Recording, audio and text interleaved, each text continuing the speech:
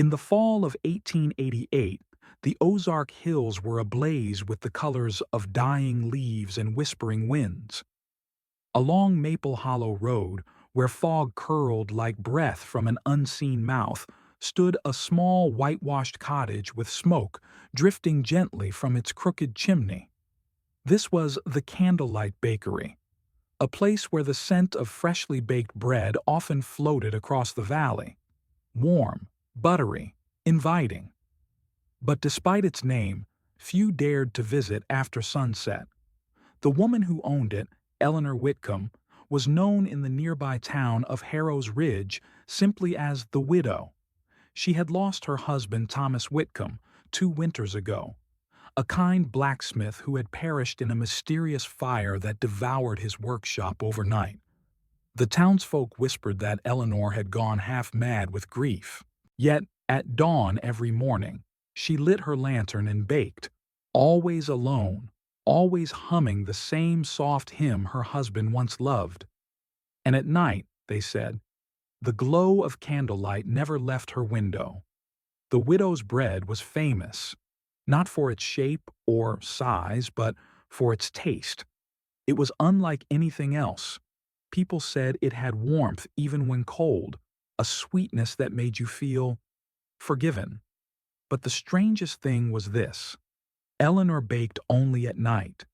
The sound of her kneading echoed through the dark, and if you passed by her cottage, as farmhands sometimes did, you might hear the faint sound of whispering.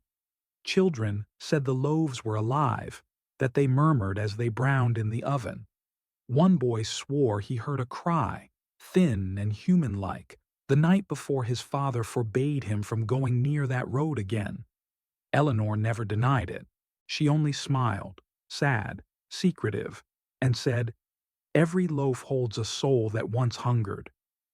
One misty morning, a young boy named Samuel Crowder, barely 15, trudged up the hill to the bakery. His mother was ill and he needed work. When he knocked, the door creaked open. The smell of cinnamon, smoke, and melted wax filled the air. Eleanor appeared, gray hair pinned neatly, eyes tired but kind. "You're early," she said softly. "I'm here for the job you posted," Samuel answered. Her gaze lingered on him. Then she nodded. "Then you mustn't fear the sound of the oven. Some say it talks. You'll learn to listen instead of run." Samuel didn't understand what she meant, but he followed her in. The bakery's shelves were lined with old recipe books, flickering candles, and strange jars labeled things like ash of bone and tears of salt. Still, the smell of baking bread was heavenly. And that's how Samuel began working at the Candlelight Bakery, unaware that what he'd hear in the nights to come would change his soul forever. It was on his third night when Samuel heard it. Eleanor had asked him to stay late, tending to dough while she fetched more firewood. As he brushed flour off his hands, he heard it, faint at first, like a whispering sigh from within the oven. Then clearer, a moan. He froze. The loaves inside trembled as if something were shifting beneath their crusts. He leaned closer, and the sound grew. A soft, rising wail, like someone trapped in their sleep. Samuel stumbled back, heart racing. "Mrs. Whitcomb!" he shouted. She returned slowly, her expression unreadable. "You heard it, didn't you?" "What is that sound?" he gasped. "The bread," she said quietly. "It remembers." And then she closed the oven door tighter, humming her hymn again, as if to soothe something restless within. Curiosity gnawed at Samuel. One night, after Eleanor had gone to rest, he noticed a faint light flickering beneath a door at the back of the bakery. The room was always locked. She had forbidden him from entering. But the whispering sound came from there too. He pushed the door gently. It creaked open. Inside was a small candlelit chamber, shelves lined with tiny clay urns, each labeled with a name. Beside them stood a kneading bowl stained dark at the bottom and a single portrait.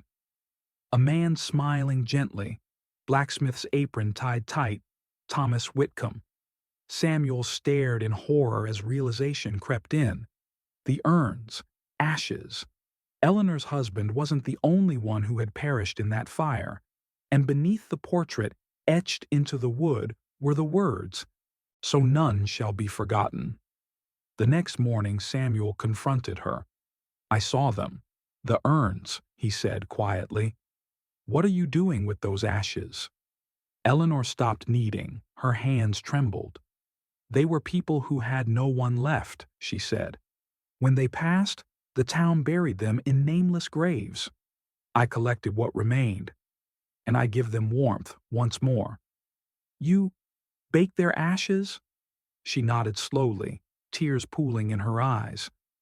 "When I mix the flour, I whisper their names. When I bake, I pray. Their souls cry because they remember the cold earth.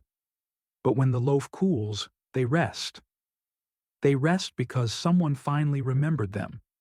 Samuel was horrified, but he also saw the pain behind her eyes. This was no witch's work, no madness. It was grief, twisted into devotion. Word spread. Someone had seen Samuel near the widow's locked door, and rumors began again. By week's end, Sheriff Tate rode up to the bakery. "Mrs. Whitcomb," he said, tipping his hat, "some townsfolk say you've been doing strange things with the dead." Eleanor smiled faintly. "You mean kindness, Sheriff?" Tate frowned. "Mixing ashes in bread ain't kindness. It's desecration. Folks are afraid." She met his gaze steadily. "Afraid of being forgotten, perhaps." Samuel watched from the window, fear tightening in his chest. The sheriff left a warning. "If I hear more of this, widow, I'll have to shut you down." That night, Eleanor didn't light a single candle. For the first time, the bakery sat dark and silent. That same night, Samuel dreamt of the oven. In the dream, the fire burned blue, and voices wept from inside. Hundreds of them crying out, "Remember me, remember me." Then one voice rose above the rest. A man's voice, deep and sorrowful. "Eleanor, let me go." Samuel awoke drenched in sweat. The next morning he saw Eleanor by the window, her hands clasped around a single candle. "Do you ever hear him?" Samuel whispered. Her lips trembled. "Every night." And she blew out the flame. Days passed. Business slowed as the town turned against her. Only a few brave souls still came. The poor, the lonely, the ones who understood hunger not just of the body but of the heart. Samuel begged her to stop. "If they find out, they'll destroy everything you've built." She smiled faintly. "Then let this be my last batch." That evening, she prepared dough one final time. But Samuel noticed something different. She was humming no hymn, only silent tears falling into the flour. When the loaves went into the oven, the sound came again. But not a scream this time. It was a voice. "Eleanor," it said gently, "you've kept me too long." Her hand covered her mouth. "Thomas." The oven fire flickered lower, as if bowing before its final prayer. By dawn, the bakery smelled of burnt bread and candle smoke. Samuel found Eleanor slumped in her chair, peaceful, a faint smile on her lips. A single candle burned beside her, its wax dripping onto her wedding ring. On the counter lay a warm loaf, golden and perfect, shaped like a heart. He broke a piece and tasted it, sweet, light, and strangely warm, as if touched by sunlight. Outside, the townsfolk gathered, expecting scandal. But when they entered, they found no horror, no ashes, only that one loaf, and Eleanor's still hands folded in peace. The sheriff bowed his head. "Let her rest," he said softly. And that day, the townsfolk of Harrow's Ridge carried the bread to the church. Each one took a piece, and as they did, the bitterness in their hearts softened, like grief dissolving in mercy. That night, for the first time in years, no one saw the candlelight burning in the bakery window.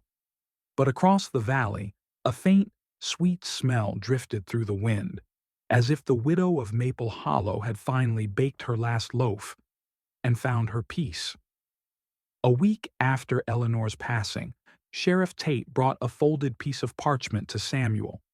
It was Eleanor's will, written in neat cursive with candle wax sealing the corner. To the boy who listened when others feared, it read, and who saw not madness but mercy, I leave the bakery, my recipes, and what warmth still lingers in this place.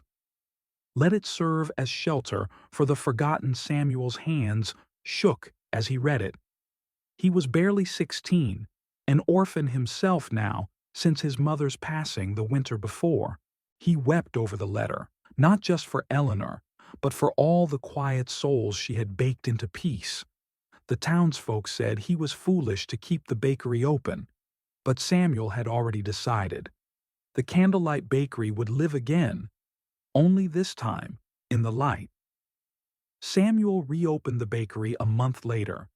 He cleaned the soot from the windows, scrubbed the floors, and hung a new sign over the door. The Widow's Candlelight Bakery. Bread for the living.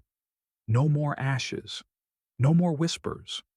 But he still lit one candle each morning beside Eleanor's photograph. The flame small, steady, unafraid. His first loaf rose perfectly golden, the smell filling the valley once again. When he served it to the townsfolk, they were hesitant, remembering the rumors, the screams. Yet when the first bite melted on their tongues, silence filled the shop. Then came smiles. Then laughter. Something in that bread still carried Eleanor's touch, a peace that couldn't be explained. One rainy afternoon, a stranger entered the bakery. He wore a black coat and carried no umbrella, though rain poured in sheets outside. He ordered nothing, only looked around with tired eyes before saying, I once knew the woman who baked here. Samuel nodded. Eleanor Whitcomb. She was my teacher.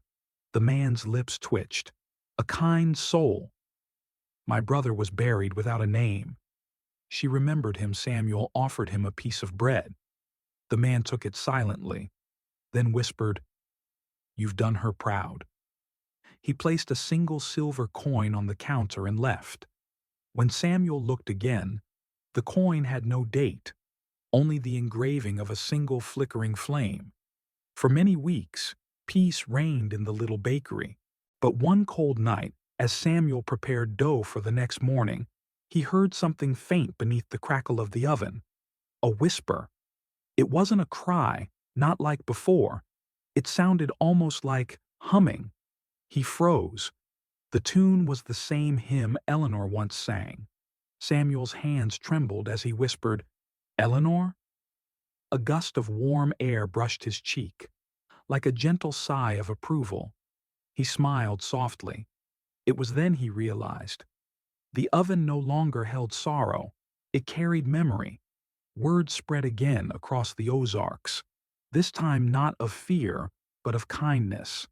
Samuel began baking every Friday for those who couldn't afford food. He called it Widow's Friday Loaf. He'd rise before dawn, light Eleanor's candle, and whisper, For those the world forgets. The bread had no secret ingredient, only flour, yeast, salt, and the compassion that Eleanor had taught him. But people swore it healed hearts, reconciled families, and gave lonely souls courage again. Even Sheriff Tate became a regular customer, leaving coins but taking more loaves than he paid for. To give away, he said, to those in the valley too proud to beg. In the spring of 1890, a terrible storm tore through Harrow's Ridge. Lightning split the sky, and fires broke out across the hill. Samuel ran through the rain toward the bakery, flames licking at its wooden roof. He burst inside, choking on smoke, and saw Eleanor's portrait burning. Without thinking, he tore it from the wall and wrapped it in his apron. As he stumbled out, the roof collapsed behind him. The next morning, the bakery was nothing but ash and stone. Samuel sat in the mud, cradling the ruined frame, whispering, "I couldn't save it." But then, through the ashes, he found something glowing faintly. The silver coin left by the traveler. It was still warm, its engraved flame shining bright. Samuel refused to give up. He rebuilt the bakery brick by brick with help from townsfolk who once shunned the place. On the night he reopened it, he decided to bake one symbolic loaf in the old clay oven, the same one Eleanor had used. As the fire rose, he whispered her name, Eleanor Whitcomb, and then the sound came again, a faint, sorrowful wail echoing deep from within the oven's heart. But this time, Samuel didn't flinch. He knelt beside it, whispering, "Rest now. You are remembered." The sound faded. The air turned warm and golden. And when he pulled the bread out, it shone as if kissed by sunlight through smoke. That loaf, the widow's loaf, became legend. It wasn't sold, only shared at funerals, births, and weddings. Whenever tragedy struck, Samuel would bake it, and every person who tasted it said they felt something stir within, a memory of someone they loved and lost, but not with pain, with peace. No one ever again heard screams from the bakery, only soft singing on the wind. People began leaving candles by the door, saying prayers for those they missed. By the next morning, the candles would all be burned down to stubs, and fresh bread would wait on the counter as if baked by unseen hands. Years passed. Samuel grew gray-haired, his hands weathered by flour and fire. He never married, said his heart already belonged to the light that saved him.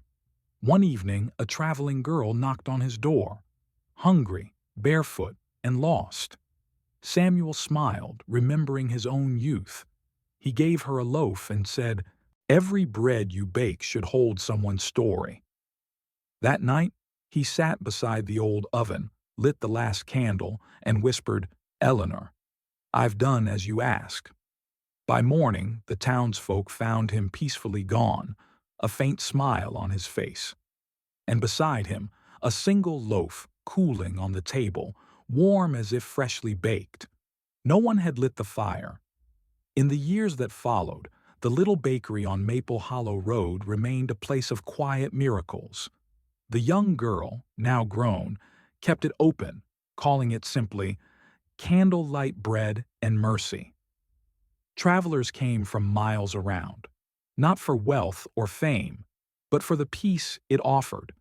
Some said when you closed your eyes inside, you could smell faint cinnamon and hear a soft hymn, the widow's song. And if you listened closely to the crackle of the oven, it almost sounded like laughter. Warm, forgiving, free.